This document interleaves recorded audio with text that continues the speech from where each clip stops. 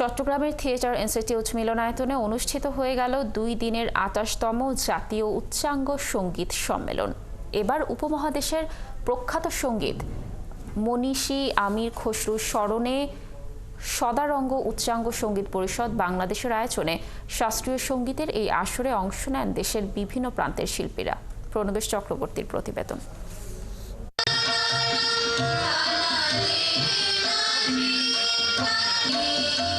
প্রথমে ঝাঁপতালে দ্রুতগতির তারানা ও পরে ত্রিতালে সুরদাতা নাহি আয়ে বন্দিষ্টির সমবেত পরিবেশনা।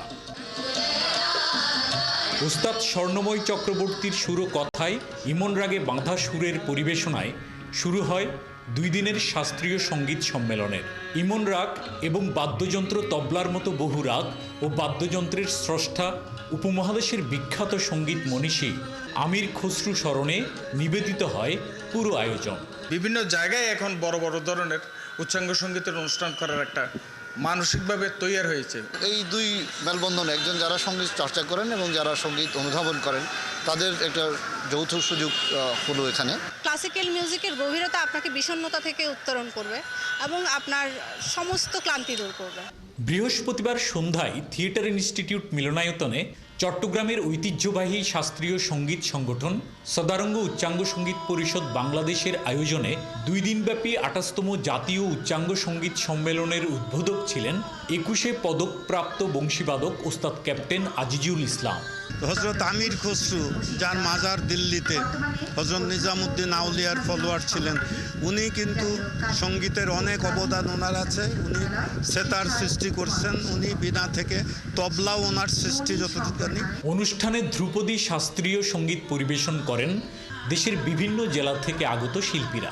সঙ্গীতের এই আয়োজন তরুণ ও নতুন প্রজন্মের শিল্পীদের শাস্ত্রীয় সঙ্গীতের প্রতি আরও অনুরক্ত করবে আশাবাদ অনুষ্ঠানে আগতদের। উচ্চাঙ্গ সঙ্গীত সেটা পুরনো যুগে যারা ছিলেন শুধুমাত্র তাদের জন্য নয়, সেটা আমাদের নবীনদের জন্য। উচ্চাঙ্গ সঙ্গীতের যে তাৎপর্য যদি এই জেনারেশনকে সাথে রাখা যায় আরও গভীরভাবে, তাতে আমরা মানুষ হিসেবে আরও সামনে এগিয়ে যেতে পারবো।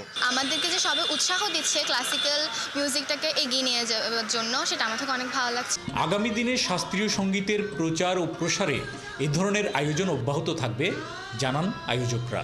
যত বেশি পরিমাণে সঙ্গীত শ্রোতা বাড়ানো যায়, ততই মানুষের মধ্যে শুদ্ধ চিন্তার, ইতিবাচক চিন্তার প্রসার ঘটবে।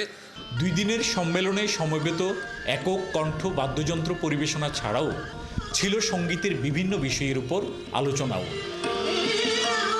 প্রণবেশ চক্রবর্তী, 71, চট্টগ্রাম।